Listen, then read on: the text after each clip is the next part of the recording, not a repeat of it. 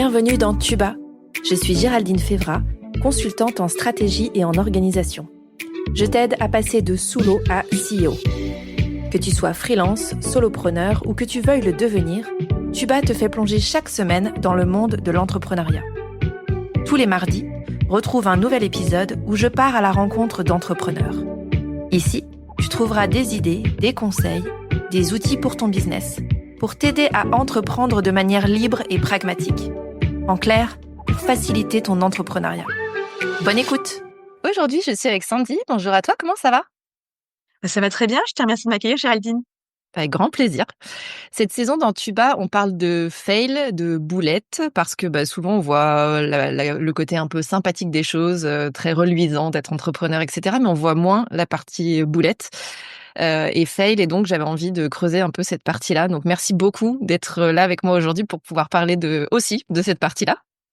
Écoute, merci beaucoup. Et puis, tu as raison d'en parler parce que moi, je dis souvent que en réalité, dans l'entrepreneuriat, tu as beaucoup plus d'histoires à raconter sur les fails que sur les succès. C'est clair.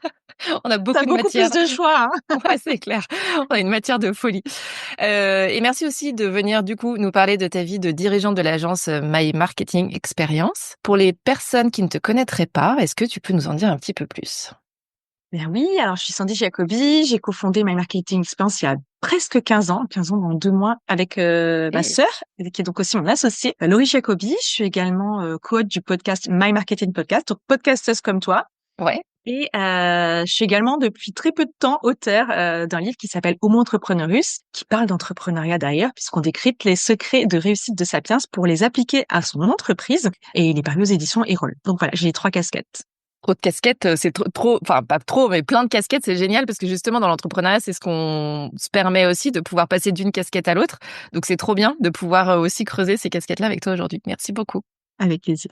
Avant de rentrer dans le vif du sujet, je me suis rendu compte en creusant en fait un peu cette histoire d'échec, notamment dans l'entrepreneuriat, que c'était hyper subjectif et qu'on avait un peu tous notre propre définition. Donc je voudrais commencer par ça, c'est-à-dire savoir quelle est toi ta définition du fail en fait. Alors en fait, c'est rigolo parce que moi aussi j'utilise souvent le mot fail. J'aime bien dire qu'un fail, c'est non réussite parce que déjà tu peux pas échouer si t'as pas essayé. Ça c'est vraiment un truc qu'ont en commun les gens qui réussissent et les gens qui ratent, qui échouent, c'est qu'ils Ouais, ont essayé. ouais, Sur l'intention de départ, c'est la même. C'est pour ça que cette vision d'échec hyper négative, bon des fois l'échec c'est négatif, hein, on va pas se mentir, ouais, c'est que j'aime bien dire c'est non réussite. Et c'est une étape vers la réussite, on l'espère, pas toujours. Il faut quand ouais. même en avoir conscience, c'est pas toujours le cas. Mais pour moi, c'est vraiment ça, c'est que tu peux échouer pour des raisons, on va dire exogènes, qui sont extérieures à toi. Hmm. Tu pouvais pas le prévoir, c'est pas de ta faute, ça arrive, c'est tout. Et ça arrive plus souvent que ce qu'on croit. C'est On ça. peut pas tout maîtriser, on peut absolument pas Typiquement, le tout Covid, maîtriser. tu vois, est une très bonne cause exogène Voilà, absolue. Le Covid, on aurait pu faire d'ailleurs un épisode sur le Covid parce que nous, on a eu des gros fails pendant le Covid.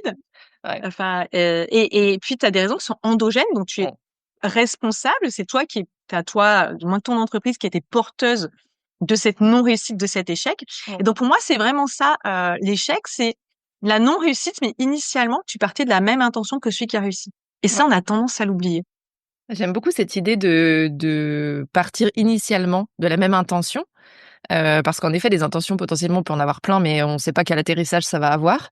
Mais j'ai entendu aussi dans ce que tu disais, la non-réussite. Et je trouve ça verbalement intéressant, parce qu'il y a quand même le mot réussite dedans. Plutôt que de dire échec où on n'entend pas de mot quelque part positif, la non-réussite, il y a quand même cette notion au départ, on était parti pour une réussite. Ça s'est pas passé comme on avait prévu, mais il y avait quand même le mot réussite dans l'idée, quoi. Et c'est ça. Et en fait, pour moi, il faut vraiment valoriser que au départ, tu avais un objectif que tu cherchais à atteindre. Mm. Et ce qui a fait la différence entre là où tu en es aujourd'hui, donc l'échec et celui ou celle qui a réussi, parfois elle tient pas à grand chose. Ouais. C'est surtout ça. Mm. Et c'est vraiment quelque chose que je veux mettre en lumière parce que on a tendance à l'oublier. Alors après, on pourrait discuter très longtemps sur le biais du survivant. Mm. Pourquoi on porte que de l'intérêt à ceux qui réussissent et absolument pas ou très très peu à ceux ou celles qui ne réussissent pas. Parce que c'est toujours plus confortable déjà de penser qu'on va réussir. Moi, Mhm. la première, hein, je préfère me focaliser là-dessus que sur mes C'est échecs. clair. Mais la réalité, c'est qu'autour de nous, plein de cas d'échecs. D'ailleurs, bravo d'en faire une saison de ton podcast parce que je pense que ça va intéresser plein de gens. Mm. Et comme je te le disais, on a beaucoup plus de matière sur les échecs à Ouais. observer que sur les réussites qui sont plus difficilement copiables d'ailleurs. Ouais, absolument. Et c'est exactement ça l'idée aussi, c'est de se dire parfois, bien sûr, tu viens de le dire, on n'aime pas et on va pas forcément aller chercher l'échec, hein, le truc d'aller chercher l'échec pour apprendre, etc. Bon, des fois, on apprend quand on est passé au travers du process quelque part et après, tout coup, on se dit, j'ai des apprentissages, je tire des leçons d'eux, etc. Mais c'est pas forcément ce qu'on va chercher au démarrage. Et parfois, le fait d'entendre que d'autres sont passés par là ou que, ils sont passés par là et il s'est passé autre chose après, ils ont rebondi et tout va bien. Ils sont encore là pour en parler. C'est aussi Exactement. rassurant. Et parce que parfois, en fait, la réalité, c'est très juste ce que tu dis, c'est que parfois tu vis un échec et il n'y a pas de leçon à en tirer. Non, Ça s'est juste, juste tu t'es passé. pris ouais, c'est ça, tu t'es pris une Voilà, porte, tu t'es bon, pris bah, un voilà. mur. C'est ça. Voilà, genre moi, le Covid, j'en tire pas spécialement des Non. leçons. Tu vois, je l'ai pris en pleine face. Enfin, on l'a pris en pleine face, on Mmh. s'est relevé, mais Ouais. te dire que j'en tire des conclusions, je sais pas. Non, Non, des pas fois, non. forcément. C'est ça, c'est ça. Merci du coup de ta, définition et j'aime beaucoup cette logique, exogène, endogène. Je pense qu'on y reviendra aussi, notamment, en parlant du fail que tu voulais nous partager. Sans teasing, supplémentaire, on est donc au moment où tu peux nous partager ton fail un peu plus en détail. Alors du coup, j'ai bien réfléchi parce que tu vois, si je regardais 15 ans en arrière, des fails, c'était pas genre, il y en a eu qu'un. Et je me suis interrogée sur, OK, quel est le fail qui pourrait peut-être parler et aider le plus de personnes, dans lequel ils pourraient se retrouver le plus, notamment dans la vie et la croissance d'une entreprise. Et du coup, j'ai eu envie de te partager le fail de notre premier recrutement, Mmh. qui est épuisant comme échec. Alors, non pas qu'il a mis en péril la société, mais pour le coup, ça s'est pas super bien passé. Donc, qu'est-ce qui s'est passé? Eh bien, c'était dans les premières années de My Marketing Experience. Sans te dire exactement la date, je m'en souviens plus. Peut-être que ça faisait 3 ans, 4 ans, même pas 3 ans, je pense. Et on s'est dit, on va faire notre premier recrutement. Pourquoi? Bah déjà parce que tout le monde te dit que réussir, c'est recruter. OK. Donc tu dis, OK, ben je vais cocher cette case dans mon process. Je vais recruter une personne, mais c'est pas quelque chose qu'on avait fait Mmh. auparavant. Donc, on s'est mis en quête de faire très très bien nos devoirs. Hein. Tu fais ta fiche de poste, tu dis de quoi tu as besoin, tu fais ta petite checklist. Mais le truc, c'est qu'on l'a vraiment fait comme ça, Mmh. avec en faisant une checklist, parce que on te disait que recruter, c'est faire une fiche de poste avec les tâches que tu dois donner, quelle est l'organisation. Et c'est vrai. En Et c'est partie. vrai. C'est C'est ça. vrai en Ouais. partie. Mais tu vois, je dis, on a fait ça comme on aurait écrit la fiche descriptive d'un appareil d'électroménager, tu vois. Ouais. C'est vraiment, il doit avoir telle fonction, il doit pouvoir faire ça. J'en OK. rigole maintenant, mais à l'époque, tu vois, je pensais que c'était juste comme ça qu'il fallait faire et Ouais. Laurie aussi. Et donc, on fait passer des entretiens et on a pris, bah, comme quand tu vas chercher ton sèche-linge ou ton lave-linge et que tu vas chez, on va pas citer d'enseigne, mais on va dire Darty, tu vois, tu vas regarder, OK, c'est celui-là qui correspond le mieux à ce que je recherche. C'est toi qu'on va choisir. OK. Et c'est là, on s'est rendu compte que ça fonctionne pas comme ça. Parce que une fois que la personne, elle a intégré l'entreprise, et je tiens juste à te dire tout de suite que si ça s'est mal passé, ce n'est absolument pas la faute de la personne qu'on a recrutée. Mmh. Elle a fait ce qu'il fallait. Mais on s'est aperçu que ça fitait pas du tout, OK. du tout. En termes de personnalité, c'était pas nous. En termes de valeurs, non pas que la personne avait des mauvaises valeurs, mais c'était pas du tout notre culture, notre manière de faire. On s'était énormément remis en question parce on se disait, mais est-ce que c'est nous le problème, tu vois? Ouais. Pourquoi ça passe pas?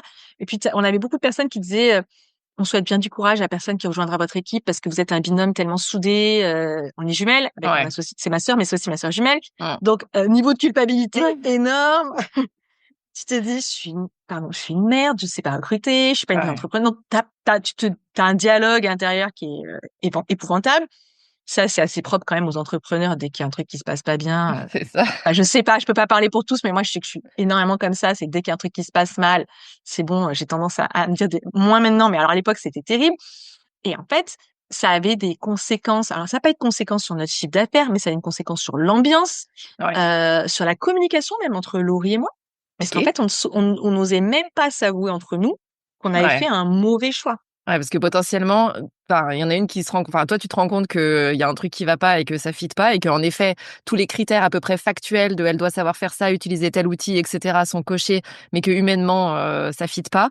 Et au moment où tu t'en rends compte, Oui, tu te dis, bah, peut-être que c'est moi, enfin, c'est ce que tu dis. Dans ce cas-là, on est à se dire, est-ce que c'est moi, mais peut-être que l'autre ne pense pas exactement de la même manière ou peut-être que et tu il faut que oses pas te j'attende un petit l'avouer. peu. Ouais, c'est ça, il faut que j'attende un Exactement, tu veux te peu. laisser du temps, tu C'est veux te ça. laisser du temps, mais en fait, le temps, ça n'améliorait rien. Ouais. Et en fait, moi, j'allais partir en congé maternité. OK. C'est aussi pour ça qu'on m'avait recrutée. OK. Et un jour, Laurie craque un peu et me dit, mais tu sais, en fait, je me vois pas rester avec elle dans le bureau, seule, pendant les... Moi, j'allais être là de temps en temps, mais bon, tu sais ce que c'est Ouais, bah, c'est ça, quand ouais. tu as un bébé, tu reviens pas au bureau le lendemain matin, Non, chez Dispose. c'est ça.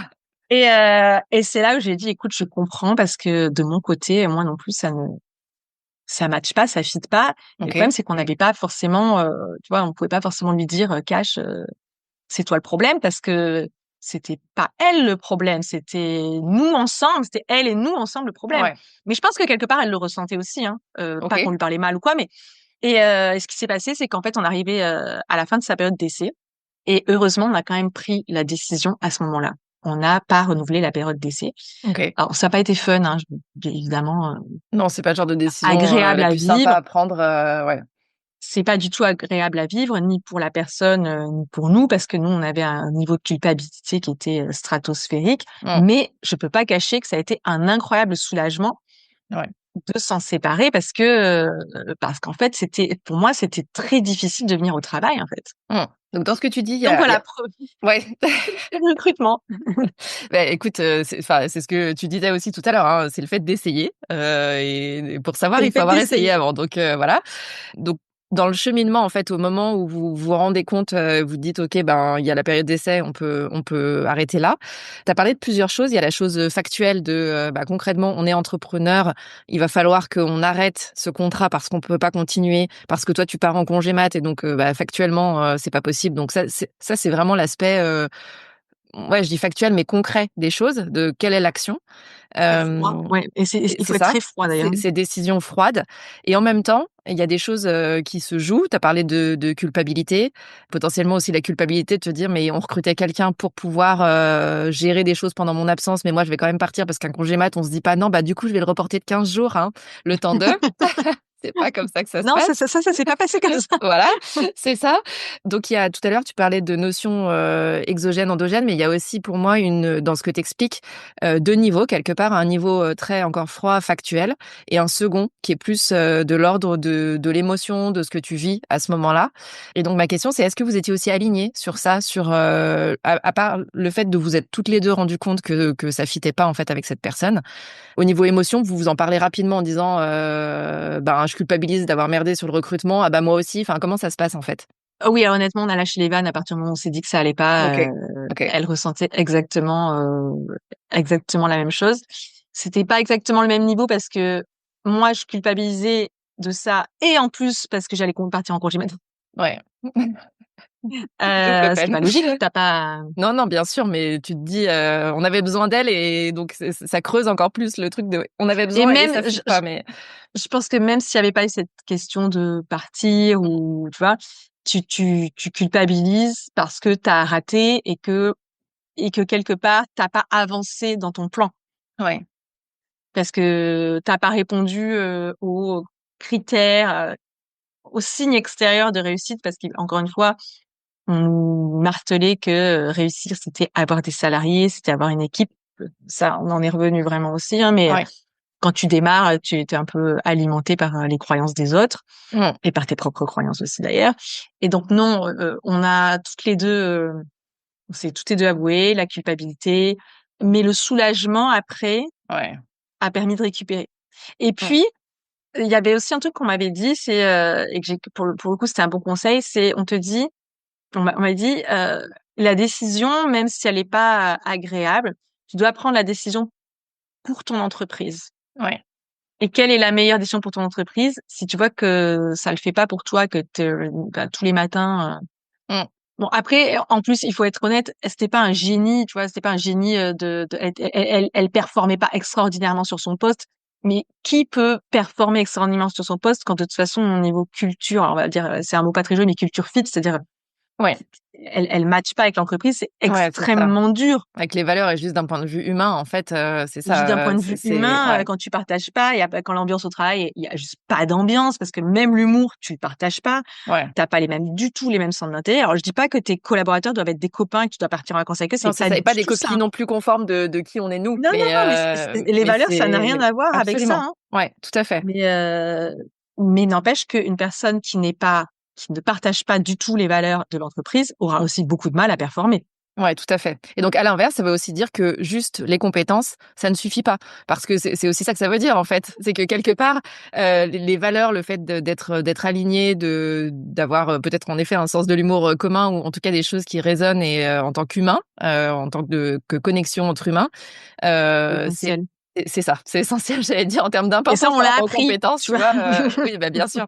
Maintenant, c'est facile à dire après coup, tu vois, mais Oui, mais quand tu achètes un sèche-linge, tu demandes pas de oui, partager tes valeurs. c'est ça. Tu ne te poses pas la question, absolument. Tu ne poses pas cette question. Non, bah, non, parce qu'il y a en effet pas du tout ce critère humain. Et donc dans le déroulé, donc vous arrêtez la période d'essai, et comment vous Ouais. rebondissez, en fait, après ça? Qu'est-ce qui se passe? Pendant une période, on fait rien, on prend pas de décision, tu vois, OK. on reprend pas, on laisse comme ça. Moi, pendant mon congé maternité, j'ai quand même travaillé le soir, le week-end. Enfin, tu te débrouilles. Puis j'avais la chance d'avoir un bébé qui dormait pas mal la journée et la nuit d'ailleurs. OK. Et après, on avait régulièrement une personne en stage. Oui. Et ce qui s'est passé, c'est que par la suite, en fait, une personne qui était en stage chez nous, on l'a convertie en CDI à l'époque. OK. Et ça s'est fait comme ça, en fait. Je trouvais que c'était pas mal, en fait, ce truc de stage qui se Ouais. prolonge en contrat parce que tu as plus facilement la possibilité de valider Mmh. que ça matche bien. Alors, Ouais. là, je dis stage, mais en réalité, aujourd'hui, il y a beaucoup plus d'alternance. À l'époque, il y en avait moins quand même. Mmh. Et typiquement, pour moi, le mode d'alternance, je trouve ça très intéressant pour les entreprises qui veulent valider que la personne, elle soit, on va dire, au niveau compétences, tu vas la former, mais Ouais. tu formes pas quelqu'un à ses valeurs. Elle a Non, des bien valeurs sûr. ou elle les a pas. Tu peux pas lui Ouais. obliger d'adopter des valeurs. Non, non, bien Tu peux sûr. lui dire, chez nous, on a telle valeur, Ouais. tu les acceptes ou pas. Si tu les Mmh. acceptes pas, bah, tu viens pas. Mmh. Mais tu peux pas l'obliger à avoir des Non, valeurs bien sûr. qui sont pas les Surtout si siennes. c'est très loin de qui la personne est, en fait. Donc, Voilà. enfin, ça n'a aucun intérêt ni pour elle ni pour la boîte. Donc, Quand je parle de vaut valeurs, mieux pas c'est le même faire. de mode de fonctionnement, tu vois, nous, on avait toujours dit aux personnes qui faisaient partie des entretiens, si c'était des personnes qui avaient besoin qu'on leur tienne la main en permanence, qui Mmh. n'ont pas 2 grammes d'autonomie, il vaut mieux aller dans des grandes entreprises dans ces cas-là, parce qu'on sait que dans les grandes entreprises, ils sont équipés qu'on leur donne, ils sont quasiment monotâches. Et il y Ouais. en a qui ça convient Et très bien, et ça veut pas dire qu'ils driver, sont OK. nuls Mmh. du tout. C'est juste des personnalités, ça n'a rien à voir avec est-ce que t'es bon ou pas bon. Est-ce que c'est plutôt est-ce que tu colles au cadre ou pas? Ouais, c'est ça. Est-ce que c'est toi ou pas toi, en fait, c'est tout. Mais Est-ce que c'est toi ou pas toi? mmh. Et je pense que ça nous est même tous arrivé quand on était salariés d'atterrir à des endroits où on se dit mais en fait c'est pas du tout le Ouais. faire quoi. Mmh. Et donc par la suite c'est comme ça qu'on a procédé. OK. Et il y a eu d'autres séparations avec d'autres personnes jusqu'à aujourd'hui. On aime bien dire on est deux avec une belle équipe choisie qui partage nos valeurs. OK. Donc dans le cheminement, ce que je comprends aussi, c'est que, quelque part, le fait de prendre quelqu'un en stage ou en alternance, c'est aussi une sécurisation pour vous, d'avoir, au-delà de la période d'essai, légale, de se dire: «On se teste aussi, on se renifle un peu». Désolée pour le mais ça Mais c'est permet aussi exactement ça. de tester, tu vois, et des 2 côtés et de dire: «Est-ce que, la personne qui arrive, elle est OK et que ça fit et qu'elle est contente d'être là dans ces valeurs-là, dans ce mode de fonctionnement?» et vous aussi, d'un point de vue dirigeante, de vous dire: «Est-ce que, c'est OK et est-ce qu'on a envie d'avancer avec cette personne?» et cetera, quoi. C'est ça. Et ce qui s'est passé du coup par la suite, c'est qu'on a eu de très très belles histoires. Mmh. Tu as eu une personne qui est venue en stage 6 mois et qui a revoulu, il a dû refaire un stage, il est revenu, Ouais, OK. il a demandé à revenir. Ça s'est super bien passé. Et après, quand il a voulu partir sur Paris, eh bien en fait, on a regardé parmi nos clients qui pouvaient être intéressés par son profil et qui on savait qu'il y aurait un super match. Ouais. Et du coup, il a été recruté par ce client et c'est un très très bon match d'ailleurs, hein.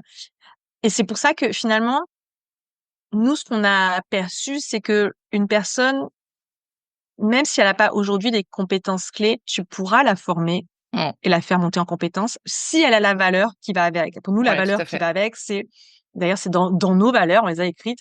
T'as la curiosité, la persévérance, la Mmh. pugnacité. Si t'as les deux, techniquement, tu vas pouvoir apprendre Ouais. la compétence, monter en compétence. Mmh. En revanche, si tu as déjà la compétence, mais que t'as pas ces valeurs-là, tu vas stagner, Ouais. tu vas te reposer sur tes lauriers, Mmh. et du coup, c'est pas un bon match pour nous. Ouais, clairement. Mais c'est intéressant parce que tu vois, le cheminement, tout à l'heure, tu disais, voilà, on nous a dit quand on grossit, la boîte grossit, le recrutement, c'est un passage obligé. Ça me fait un peu penser à quand on est salarié, le management, c'est un passage obligé. C'est Oui. un peu un parallèle, voilà. Et non! Eh ben non, pas tout le temps. Et c'est pas pour tout le monde et c'est OK aussi. Et t'as parlé du fait de tout le monde nous dit qu'on a bien fait les choses parce qu'on a fait la fiche de poste, et cetera, et cetera. Ça, c'est la manière dont vous l'avez fait la première fois. Avec le recul et aujourd'hui, là où vous recrutez encore des gens, où vous faites encore entrer des gens dans l'équipe, tu viens de le dire. Qu'est-ce que vous avez modifié en fait sur ce parcours-là, notamment de recrutement? Alors, avec le temps, déjà, on a vraiment défini nos valeurs, on les a mis par écrit, quelles sont Ouais, nos valeurs, et du coup, quand on faisait passer des entretiens, on donnait les valeurs. ouais. C'est comme ça, chez nous, Mmh, c'est comme ça. Il y avait aussi on intégrait aussi le mode de fonctionnement, voilà, comment on fonctionne. mmh. Je me souviens qu'il y avait une question qui me demandait, c'est à quelle heure la pause déjeuner? Quand est-ce qu'on mange? Et alors, je me souviens, je disais, en fait, tu manges quand t'as faim. C'est, tu viens travailler quand les clients sont là, Ouais, donc tu travailles pas la nuit. ouais. Mais ça déroutait beaucoup de personnes qui parfois, ces personnes Ouais, ont bah, besoin ouais, d'un bien sûr. cadre, genre tu commences à telle heure et tu finis à quelle heure? Ouais. À telle heure. Ce sera jamais un bon fit.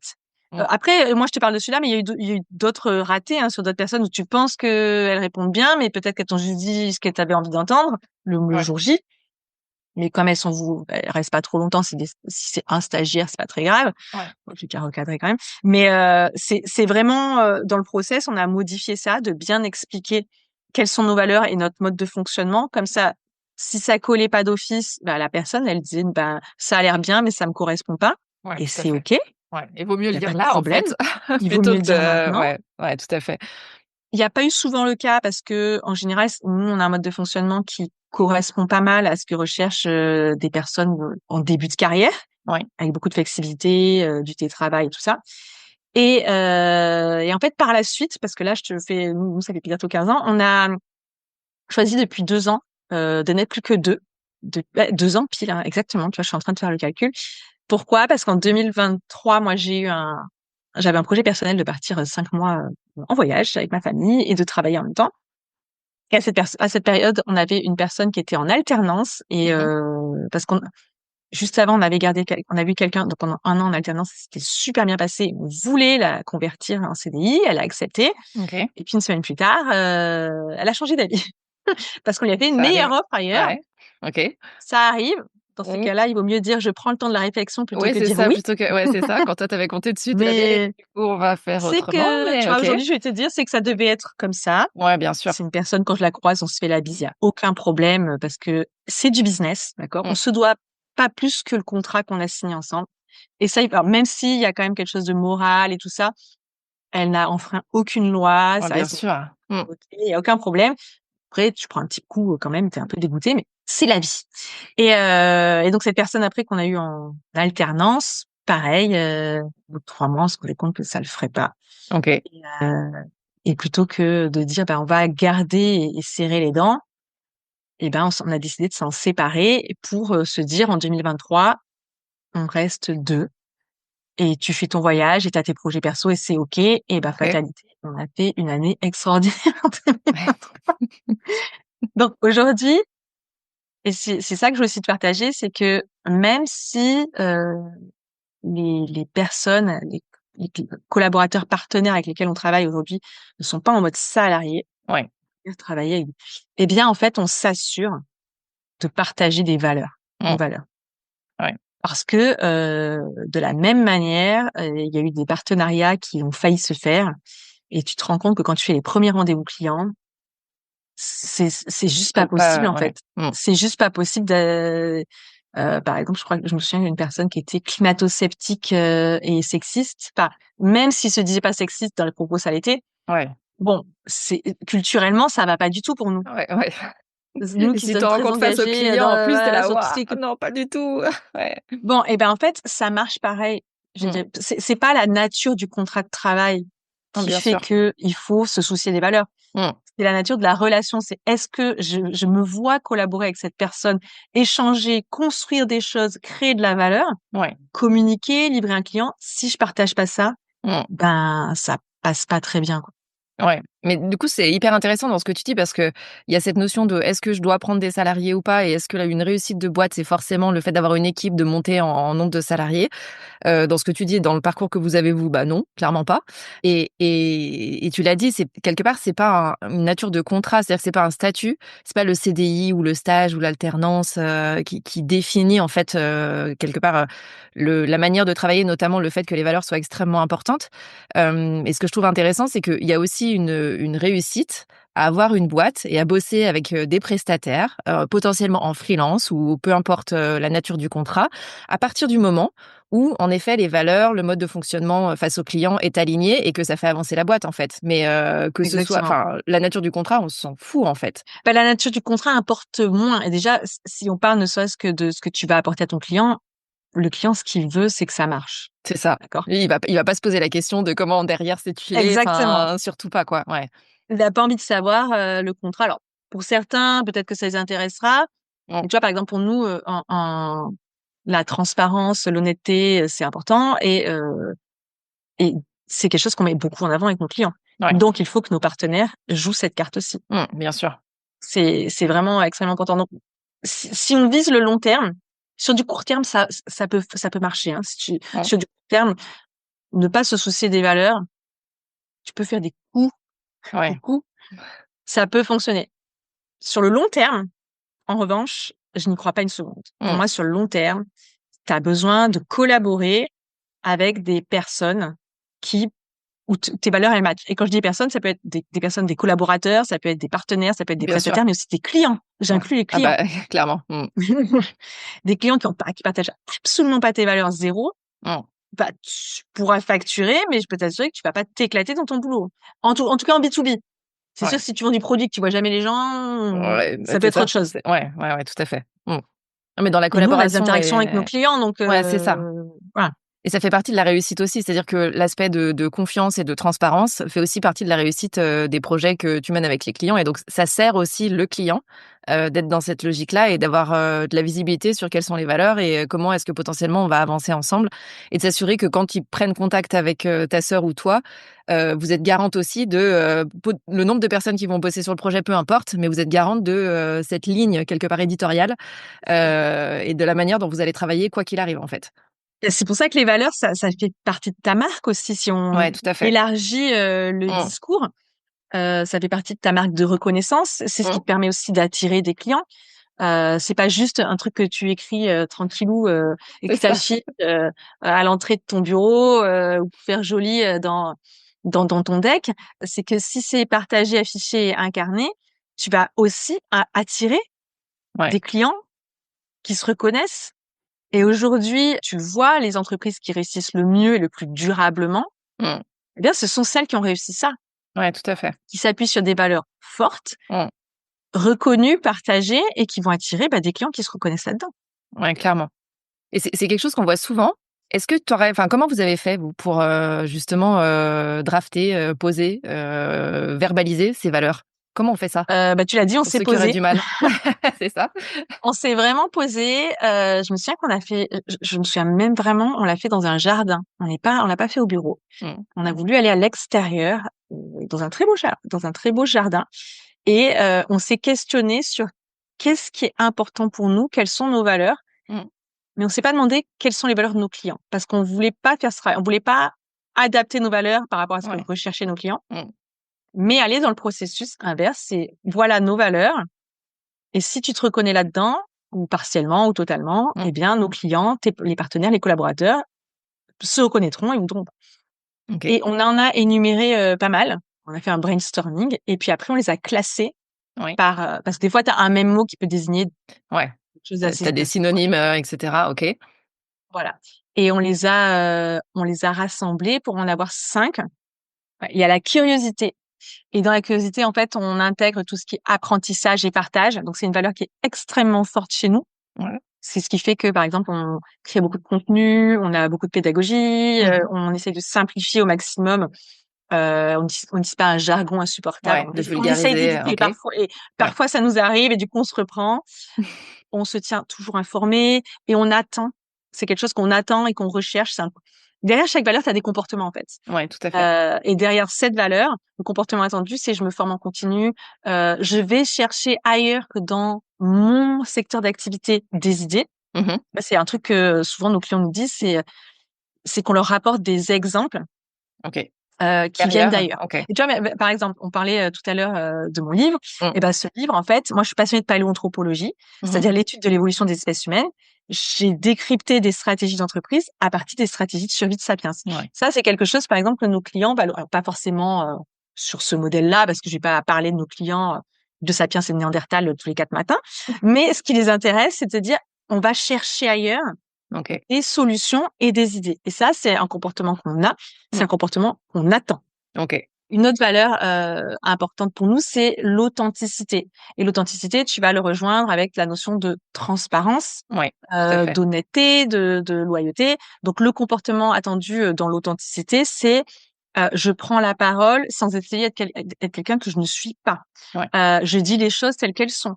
Et pour moi, même dans la notion d'authenticité, il y a la notion de responsabilité. C'est-à-dire que je ne vais pas essayer de dissimuler des choses. Oui, il y a des ratés des fois, c'est ça. mais de manière authentique, je vais relever le point et chercher la solution. Ok. Une autre valeur hyper forte, je pense que celle-là, tout le monde l'a pas, mais nous, elle est vraiment gravée, c'est le plaisir. On pense que c'est important d'aimer travailler et de tout faire pour mettre le bon cadre de travail pour aimer travailler. Que c'est pas parce que il y a des passages travailler parfois nous nos clients travaillent sur des choses, on les fait travailler, on travaille ensemble sur des choses qui sont sérieuses, qui a des enjeux, mais c'est pas pour ça que ça doit être pénible. Ouais. Donc le plaisir de collaborer ensemble et cultiver, on a une responsabilité de cultiver ça dans son quotidien. Ouais, tout à fait. C'est hyper important. Et les deux dernières, c'est le pragmatisme et la pugnacité. Donc le pragmatisme, c'est va pas me sortir des trucs qui ont l'air beaux sur le papier, alambiqué, c'est ça. Ok. Voilà. Et ça, c'est en termes de comportement, c'est une vision terrain. On propose nos clients, on fait pas que de la stratégie, on peut aussi on leur propose un accompagnement opérationnel. C'est pas juste de dire on va lancer une fusée, mais tiens les plans, vas-y construis. Tiens, débrouille-toi. Il y a vaguement Débrouille-toi. des branches là-bas, fais un truc avec. Ok, très bien. C'est de se dire voilà, t'as un objectif, quel est le premier pas que je peux faire. Voilà, c'est vraiment le côté très très pragmatique et la pugnacité. Je pense que si t'es entrepreneur, tu comprends très bien ce que je veux dire. C'est que oui, il faut essayer plus qu'une fois. Ouais. Il faut voir long terme. Il faut chercher d'autres solutions si la première ne marche pas. Le plan A, le plan B, le plan D, le plan Z. Déprime. Voilà, pas déprime au sens déprimé, mais B', allons-y. Mais c'est ça, voilà, toutes les versions possibles, t'as en pas fait. le choix. Ouais. T'as pas le choix. Et puisque toi, justement, ta saison parle d'échec, je pense que ça va avec. Que si tu t'en tiens à un échec, n'essaye même pas, en fait, si t'es pas prête à en vivre plusieurs. Ouais, tout à fait. Sinon, en effet, déjà, le chemin va être relativement court et ça va pas forcément être très agréable si tu t'arrêtes à chaque fois qu'il y en a un et que tu te dis, bon, bah non, je change complètement, etc. Souvent, c'est cette logique. Je dis souvent ça, la différence entre la persévérance et l'obstination. Mais avant d'arriver à l'obstination, il y a quand même plusieurs fois de persévérance et en effet de pugnacité, de je retente quand même. Peut-être sous un autre angle, peut-être en changeant des petits trucs. Et c'est ce que vous avez fait aussi dans le recrutement, en se disant, c'est pas, on arrête complètement le recrutement pour tout jamais parce que c'est pas pour nous. C'est juste de se dire, peut-être qu'on essaie sous un autre modèle, qu'on change des choses. Nous, on se remet en question aussi. Enfin, c'est ça la logique, en fait. Exactement. C'est est-ce que je dois absolument écouter les avis extérieurs? Finalement, le recrutement, c'est juste une manière de collaborer avec des personnes. Il y a d'autres manières. Quel est notre objectif? Est-ce que notre objectif, c'est d'avoir des contrats de travail en CDD et CDI ou c'est d'avoir une équipe? Bon. Et des compétences et c'est ça. Et des gens avec qui on match. Et des gens avec qui on aime travailler. C'est juste que c'est pas le même modèle. Après, je peux pas te dire qu'on n'aura plus jamais de recrutement salarié. J'en sais rien. C'est possible. Je te partageais juste ce très bel échec qui peut, je pense, arriver à tout le monde. Et je me souviens d'un copain entrepreneur qui m'avait dit, tu sais, Sandy, quand il y a un doute, il n'y a pas de doute. Et tu dois plus se faire confiance. Si tu le sens pas, c'est que tu as une raison de pas le sentir. Tu sais peut-être pas laquelle là tout de suite, mais c'est ça. C'est que c'est juste pas la bonne situation pour toi. Et il avait complètement raison. Et ça, alors, je l'ai appliqué plein de fois derrière. Ouais, ça marche pour plein de choses. Ça marche pour plein de choses. Clairement.